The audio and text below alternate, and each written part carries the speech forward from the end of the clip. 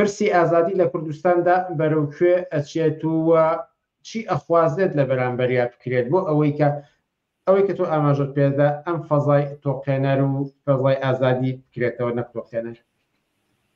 ئەزانی چۆنە ئێمە لە تەحلیلی خۆمانە ئەو کات بۆ حەڤەی شوبات وتمان تا پێش حەڤەی شوبات دەسەڵاتی یەکێتی و پارتی لەسەر دوو قاچ وەسا بوو.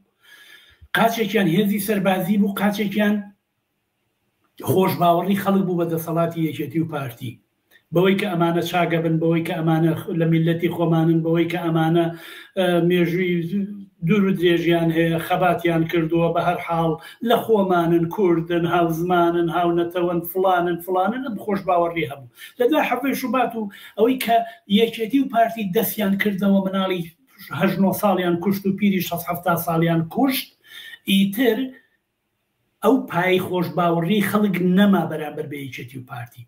ئێستا دەسەڵاتی یەکێتی و پارتی فقط لەسەر چەک و سەرکوت وەساوە، هەتا بێت ئەم سەرکوتە بە شێوازی جۆراوجۆر نیشانەدەن. ئەمەی کە لە بەرامبەر شێروانیە ئەکرێ، ئەمەی کە لە بەرامبەر شاسوارە ئەکرێ، ئەمەی کە لە بەرامبەر کەیسی جۆراوجۆرە ئەکرێ، ئەوەی کە لە بەرامبەر هەڵەکوتنە سەر ڕۆژنامە نووزەوەی کە مامۆستا ئەدەنە بەرشەق. بە هەر حاڵ هەموو ئەمانە نیشان ئەدا کە خەڵک لە دۆڵێکە یەکێتی و پارتی لە دۆڵێکن. خەڵک هیچ خۆشباوەڕێکی بە یەکێتی و پارتی نەماوە، یەکێتی و پارتی فقط لەسەر هێزێکی زەبەلاحی و میلیشایەکی سەربازی جۆراوجۆر وەستاوە. باشە، چارەنووسی ئازادی لە کوردستانە بەسراوەتەوە بەڕادەی یەکگرتوویی و هاتنە مەیدانی خەڵک بەرامبەر بەم عەسکەرساریەتە، بەرامبەر بەم سەرکوت و هەوسا پشراویە، بەڕادەی یەکگرتووی خەڵکەوە، بەڕادەی ڕێکخراوبوونی خەڵکەوە وەساوە. هەتا خەڵک پەرش و بڵاو بێ، هەتا خەڵک نایەکگرتوو بێ، هەتا خەڵک ناڕێکخراو بێ، بە بڕوای من یەکێتی و پارتی ئەتوانن هەرچی زیاتر ئازادی بەرتەسکەنەوە، هەرچی زیاتر هێرشەکانیان بۆ سەر خەڵک دەست پێ بکەن، هەرچی زیاتر. ئەنی تۆ تەماشاکە خەڵک هەشتا ئەوەمە ڕۆژن فلسێک نەچۆتە گیرفانیەوە، بواری ئەوەشی پێ نادا، تەنانەت بێتە سەر جادە بڵێ معاشمەوێ، حتا بە ڕێگەی سلمی، بە ڕێگەی ئازادانە، بە ڕێگەی مۆدێرن، بە ڕێگەی شاریانە ڕێگە نادا کە خەڵک لە شارێکی وەکو هەولێرە بژێتە سەر جادە. مامۆساکان چون بۆ هەولێر لە سەیتەرەکە ڕایان گرتن و تەوهین و سوکایەتی دنیایان پێکردن و گەڕانیانەوە نەیانێش بچن خول ناڕەزایەتی خۆپیشاندانیان لەبەر دەمی UN بکەن. بۆیە بەڕاستی چارەنووسی ئازادی لە کوردستانە بەسراوەتەوە بەڕادەی هوشیاری خەڵک، بەڕاستی ڕادەی ڕێکخراوبوونی خەڵک، بەڕادەی ئامادەی خەڵک و پشتمان بە پشتی یەکەوە. خەڵک چارەنووسیان خواستەکانیان چارەنووسیان یەکێکە.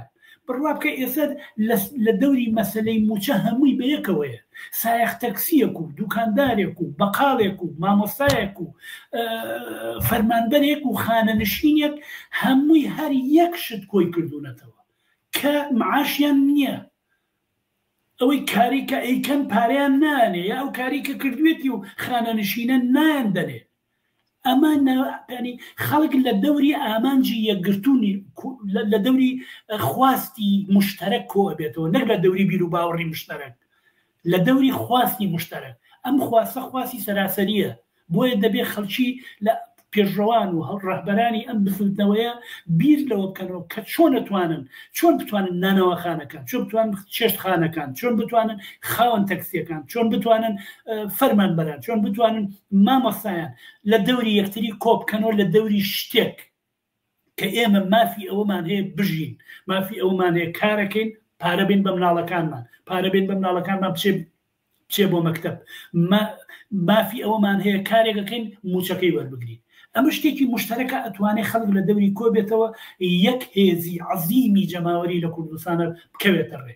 بە بڕوای من چارەنووسی ئازادی بەسراوەتەوە بەم ڕادی ڕێکخراوبوونەی خەڵک، نەک هیچ شتێکی تر، نەک وعدە و بەڵێنی هیچ حیزب و دەسەڵات و هینێکی تر.